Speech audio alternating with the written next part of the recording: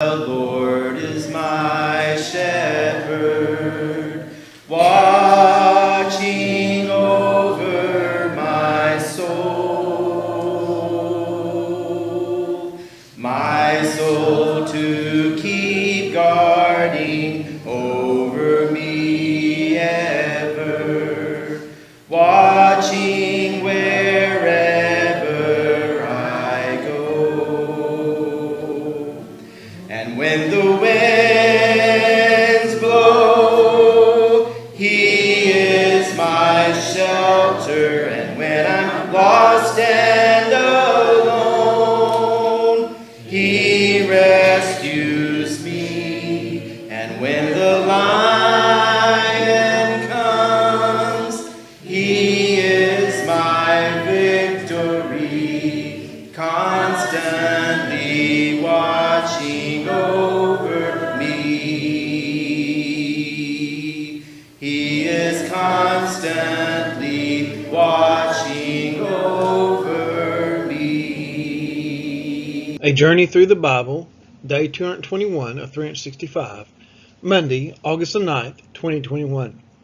Today's reading, 2 Kings chapter 21, verses 19 through 22, 2 Chronicles chapter 33, verses 21 through 23, 2 Kings chapter 21, verse 23, 25, and 26, 2 Chronicles chapter 33, verse 24, 2 Kings chapter 21, verse 24, 2 Chronicles chapter 33, verse 25, and chapter 34, verses 1 and 2, 2 Kings chapter 22, verses 1 and 2, and chapter 23, verse 35, Nahum chapter 1, verse 1 through chapter 3, verse 19.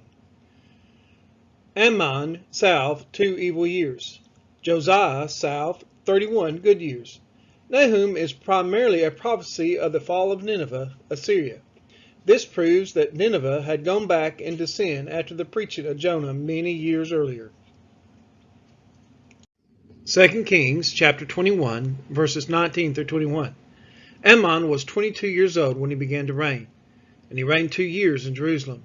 His mother's name was Meshullemeth, the daughter of Haraz of Jatbah, and he did what was evil in the sight of the Lord, as Manasseh his father had done. He walked in all the way in which his father walked, and served the idols that his father served, and worshipped them. 2 Chronicles chapter 33, verses 21 through 23. Ammon was 22 years old when he began to reign, and he reigned 2 years in Jerusalem. And he did what was evil in the sight of the Lord, as Manasseh his father had done. Ammon sacrificed to all the images that Manasseh his father had made, and served them. And he did not humble himself before the Lord, as Manasseh his father had humbled himself. But this Ammon incurred guilt more and more. 2 Kings chapter 21, verse 23. And the servants of Ammon conspired against him, and put the king to death in his house. 2 Kings chapter 21, verse 25 through 26.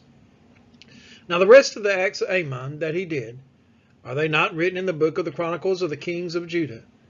And he was buried in his tomb in the garden of Uzzah, and Josiah his son reigned in his place. 2 Chronicles chapter 33, verse 24. And his servants conspired against him, and put him to death in his house. 2 Kings chapter 21, verse 24. But the people of the land struck down all those who had conspired against King Ammon, and the people of the land made Josiah his son king in his place. 2 Chronicles chapter 33, verse 25. But the people of the land struck down all those who had conspired against King Ammon, and the people of the land made Josiah his son king in his place. 2 Chronicles chapter 34, verses 1 through 2. Josiah was 8 years old when he began to reign, and he reigned 31 years in Jerusalem. And he did what was right in the eyes of the Lord, and walked in the ways of David his father. And he did not turn aside to the right hand or to the left. 2 Kings chapter 22, verses 1 through 2. Josiah was 8 years old when he began to reign, and he reigned 31 years in Jerusalem. His mother's name was Jedidah, the daughter of Adiah of Bozkath. And he did what was right in the eyes of the Lord, and walked in all the way of David his father, and did not turn aside to the right or to the left. 2 Kings chapter 23, verse 25.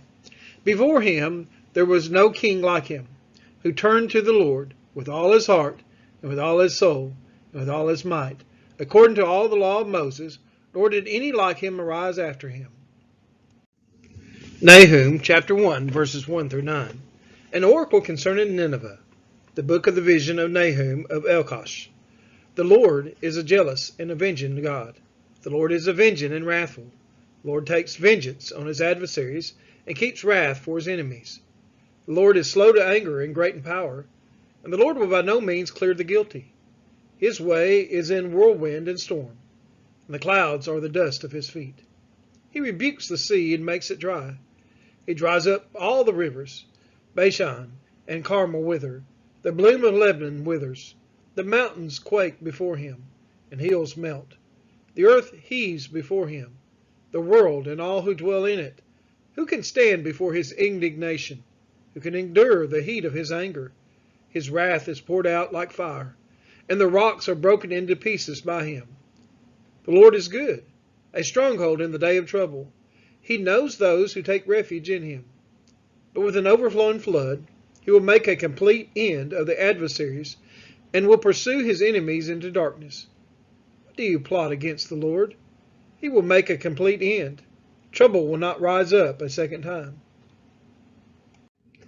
Nahum chapter 1 verses 10 through 15. For they are like entangled thorns, like drunkards as they drink. They are consumed like stubble fully dried. From you came one who plotted evil against the Lord, a worthless counselor.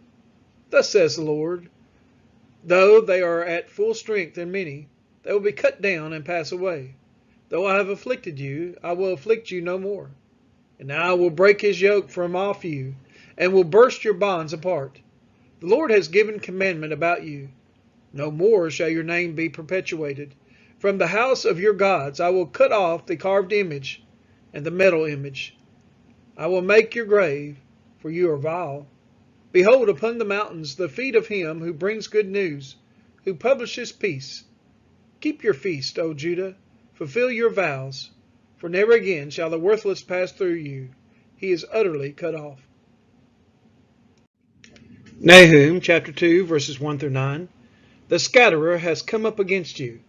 Man the ramparts, watch the road, dress for battle, collect all your strength. For the Lord is restoring the majesty of Jacob as the majesty of Israel. For plunderers have plundered them and ruined their branches. The shield of his mighty men is red. His soldiers are clothed in scarlet. The chariots come with flashing metal on the day. He musters them. The cypress spears are brandished. The chariots race madly through the streets. They rush to and fro through the squares. They gleam like torches. They dart like lightning. He remembers his officers. They stumble as they go. They hasten to the wall. The siege tower is set up. The river gates are opened. The palace melts away. Its mistress is stripped. She's carried off, her slave girls lamenting, moaning like doves and beating their breasts. Nineveh is like a pool whose waters run away. Halt! Halt! They cry, but none turns back. Plunder the silver, plunder the gold. There is no end of the treasure or the wealth of all precious things. Nahum chapter 2 verses 10 to 13. Desolate, desolation and ruin. Hearts melt and knees tremble. Anguish is in all loins. All faces grow pale. Where is the lion's den, the feeding place of the young lions, where the lion and the lioness went, where his cubs were, with none to disturb? The lion tore enough for his cubs and strangled prey for his lionesses. He filled his caves with prey and his dens with torn flesh. Behold, I am against you, declares the Lord of hosts, and I will burn your chariots in smoke, and the sword shall devour your young lions. I will cut off your prey from the earth, and the voice of your messengers shall no longer be heard. Nahum chapter 3 verses 1 through 9. Woe to the bloody city, all full of lies and plunder. No end to the prey, the crack of the whip, and rumble of the wheel, galloping horse and bouncing chariot, horsemen charging, flashing sword and glittering spear, host of slain, heaps of corpses, dead bodies without end. They stumble over the bodies. and all for the countless whorings of the prostitute, graceful and of deadly charms, who betrays nations with her whorings, and peoples with her charm. Behold, I am against you, declares the Lord of hosts, and will lift up your skirts over your face, and I will make nations look at your nakedness, and kingdoms at your shame. I will throw filth at you, and treat you with contempt, and make you a spectacle. And all who look at you will shrink from you and say, Wasted is Nineveh. Who will grieve for her? Where shall I seek comforters for you? Are you better than Thebes, that sat by the Nile with water around her, her rampart a sea, and water her wall? Cush was her strength, Egypt too, and that without limit. Put and the Libyans were her helpers. Nahum chapter 3 verses 10 through 19. Yet she became an exile. She went into captivity. Her infants were dashed in pieces at the head of every street. For her honored men lots were cast, and all her great men were bound in chains. You also will be drunken. You will go into hiding.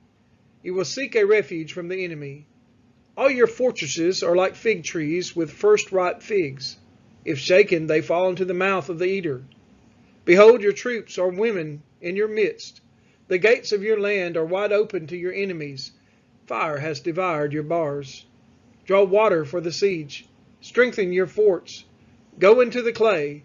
Tread the mortar. Take hold of the brick mold. There will the fire devour you. The sword will cut you off. It will devour you like the locust. Multiply yourselves like the locust.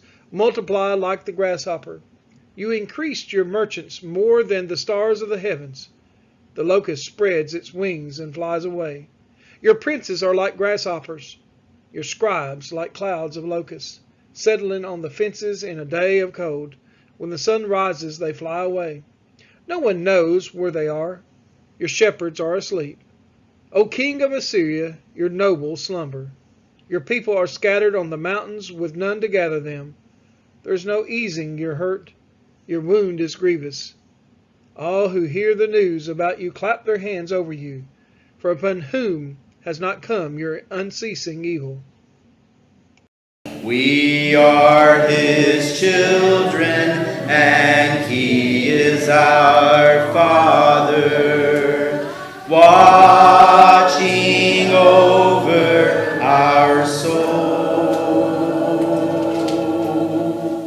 Great is his love for his sons and his daughters, watching wherever we go.